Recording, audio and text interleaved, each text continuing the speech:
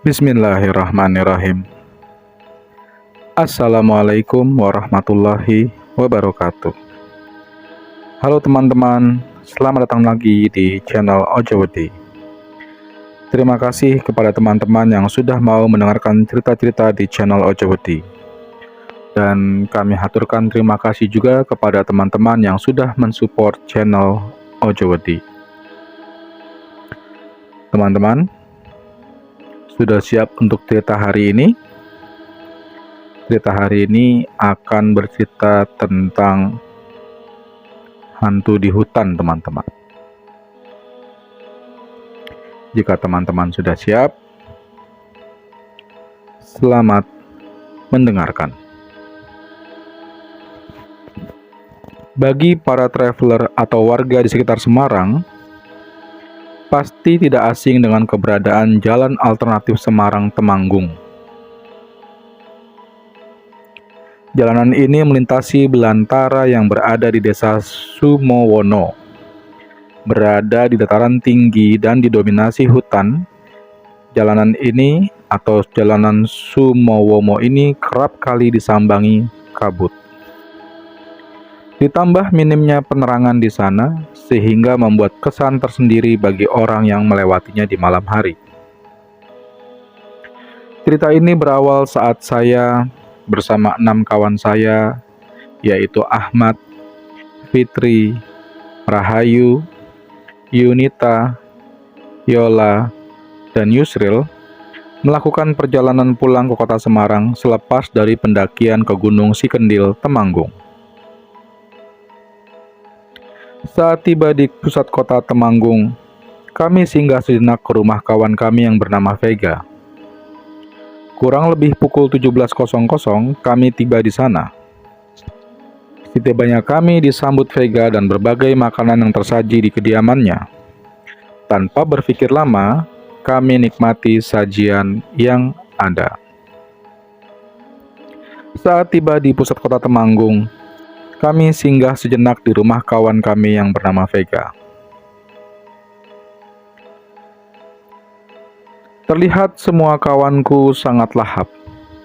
Mungkin dampak karena baru turun gunung. Selesai sholat maghrib, kami pamit pulang melanjutkan perjalanan. Tapi langkah kami tertahan dengan ajakan Vega yang mengajak makan di kafe dekat rumahnya. Karena tidak baik jika menolak rezeki, akhirnya kami mengiyakan ajakannya. Saat makan, sangat terlihat wajah kami yang sangat lelah, terutama Yunita. Tanpa terasa, jam sudah menunjukkan pukul 19.45. Tandanya kami harus melanjutkan perjalanan pulang. Estimasi perjalanannya sekitar 2 jam, kami akan tiba di Semarang, kalau lancar. Jam 20 kami mulai perjalanan. Tandanya kami akan melewati dingin dan gelapnya jalanan Sumowono. Di perjalanan pulang, saya dan Yola berboncengan berada di paling depan. Diikuti Ahmad dan Fitri, Yunita dan Rahayu, dan Yusir paling belakang. Singkat cerita, kami tiba di sebuah jalan gelap di antara hutan sebelum tugu perbatasan Kabupaten Semarang dan Temanggung. Di sini awal mula keanehan-keanehan datang. Yunita yang sudah sejak di rumah Vega terlihat yang paling lelah, tiba-tiba bertingkah aneh. "Yang di belakangku masih kamu kan, Wi?" tanya Yunita ke Rahayu. Rahayu yang mendengar pertanyaan Yunita hanya menjawab masih dengan perasaan mulai ketakutan.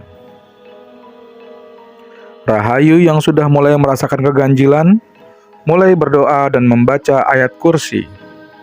Saat itu, Yunita berada di depan mengendarai motornya. Yunita yang sudah bertingkah aneh hanya melamun di sepanjang jalan. Sampai-sampai mempengaruhi caranya berkendara. Rahayu yang berada di belakangnya hampir berpikir yang tidak-tidak. "Yun, kamu kenapa?" tanya Rahayu. "Tadi di tengah jalan, aku lihat perempuan pakai putih-putih dan rambutnya panjang," Sontak ketakutan Rahayu semakin besar. Rahayu tak berhenti berdoa memohon keselamatan. FYI ya guys, Rahayu belum memiliki keahlian penuh dalam mengendarai motor.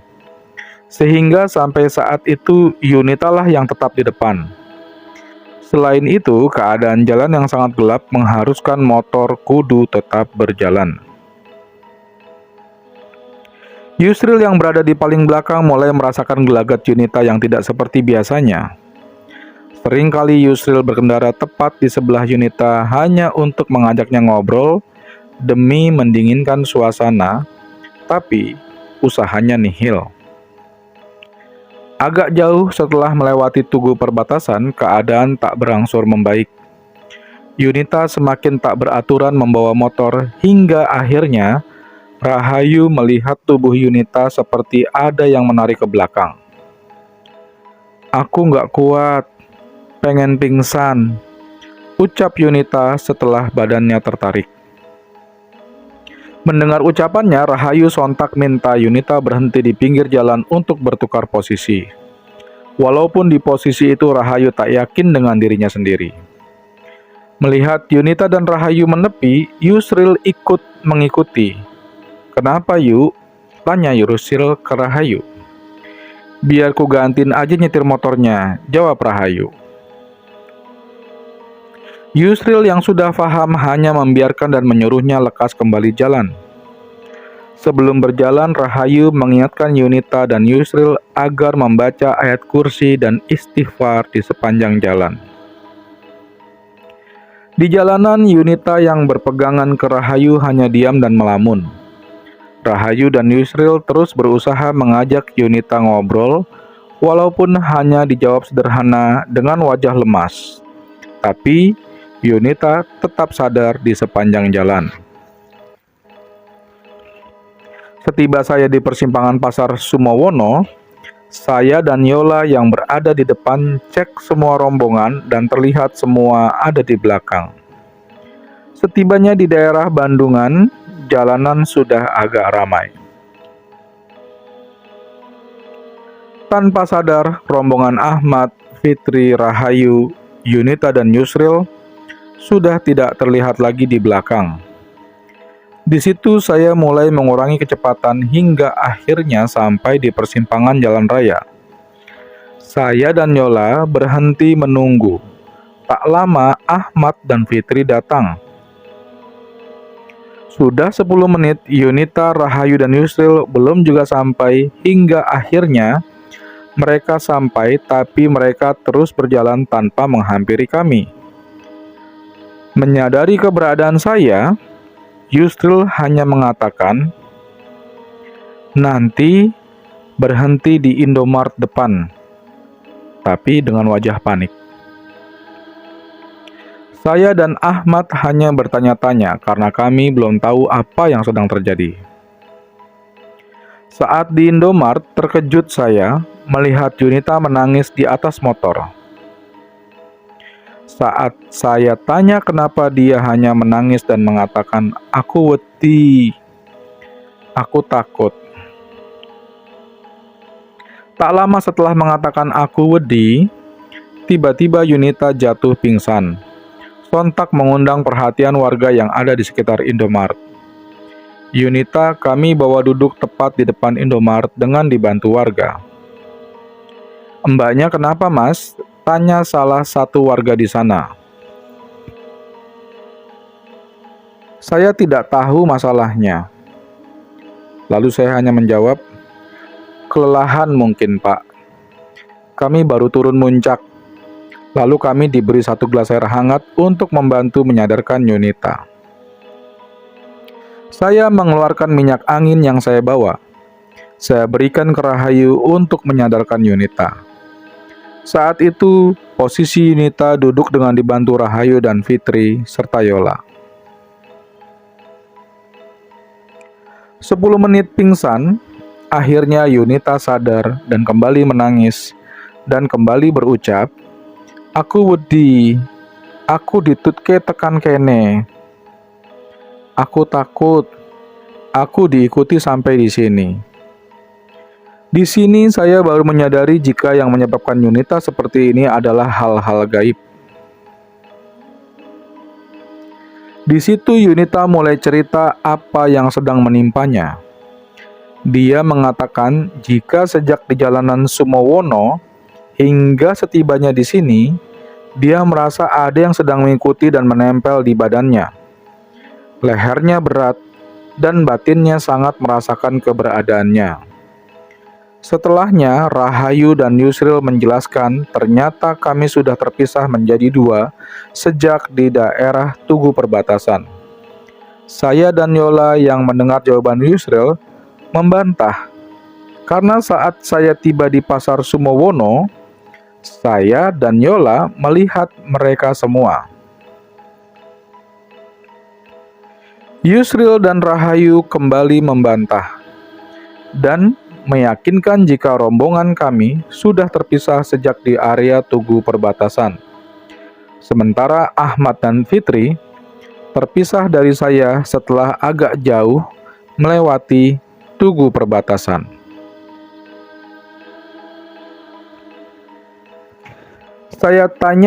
Saya yang mendengar itu hanya bertanya-tanya, apa dan siapa yang saya dan Yola lihat di persimpangan pasar Sumowono. Ah, sudah. Yang penting kita sudah kumpul lagi, ucap Rahayu. Saat semuanya sudah normal, kami melanjutkan perjalanan. Formasi berubah. Yunita dengan Ahmad, Rahayu dengan Fitri, dan yang lainnya tetap. Kami bersyukur Yunita sudah kembali normal. Rahayu dan Fitri berjalan paling depan. Diikuti Ahmad dan Yunita, Yusril dan saya dengan Yola di belakang. Di sepanjang jalan kami memperhatikan Yunita. Ternyata benar, baru kami jalan 10 menit, Yunita kumat lagi. Dengan jelas saya melihat tiba-tiba tubuh Yunita tertarik ke belakang sebelum akhirnya dia pingsan di atas motor. Ahmad yang mengetahui segera menarik tangan Yunita dan Yusril yang juga menyadari langsung sigap menahan tubuh Yunita dari belakang. 100 meter lagi ada masjid. Kita berhenti di sana sekalian sholat Isya, ajak saya. Sesampainya di masjid, Yunita masih pingsan. Saya, Ahmad, dan Yusril menurunkannya dari motor dan berusaha menyadarkannya. Tak lama, Yunita sadar dan kembali menangis. "Mbak isih melu mas, awakku abot, batinku kroso." Mbaknya masih mengikuti mas, badanku berat dan batinku merasakannya. Kami semua bingung, karena tak seorang pun dari kami paham masalah seperti ini. Kami hanya mengandalkan doa-doa yang kami bisa untuk menetralisir keadaan dan berharap agar keadaan lekas membaik. Usaha kami berhasil. Setelah keadaan membaik, kami semua sholat Isya berjamaah. Kami sholat di luar masjid karena saat itu jam sudah menunjukkan pukul 22. Dan pintu masjid sudah terkunci. Saat itu saya yang menjadi imam sholat.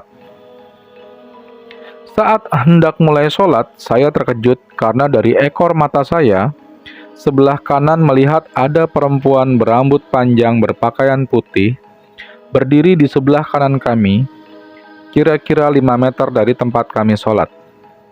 Saya yang kurang yakin, akhirnya sedikit menoleh ke arah kanan.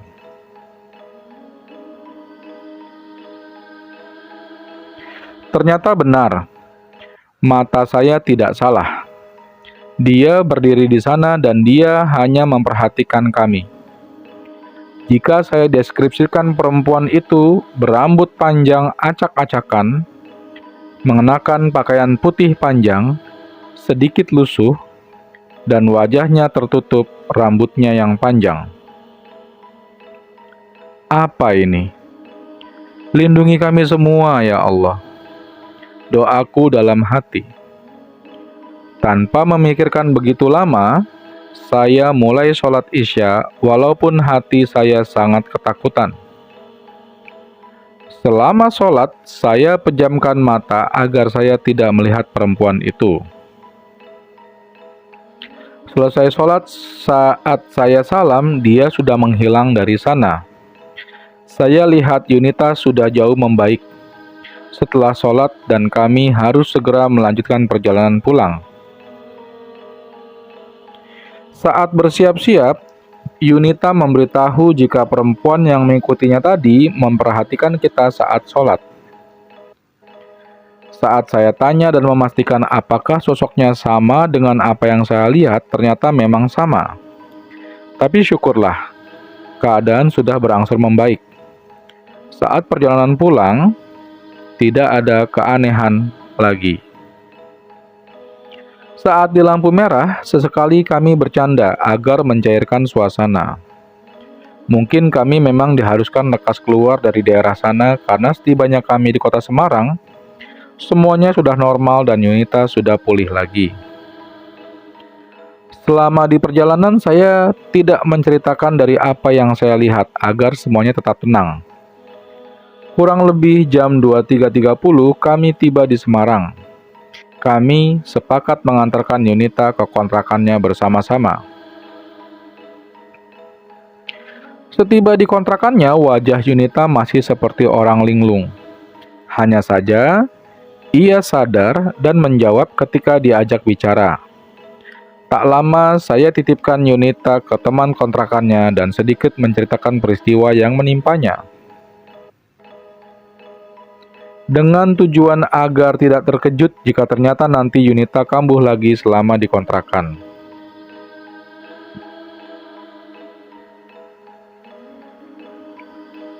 Hari berganti. Saya sudah melihat Yunita di kampus lagi. Kami kembali kumpul lagi dan banyak menceritakan kejadian-kejadian menarik selama perjalanan kami. Di sini saya baru mengetahui jika Yunita memang sedikit peka dengan hal-hal seperti itu. Dan ternyata Yusril juga melihat perempuan itu saat di jalanan Sumowono.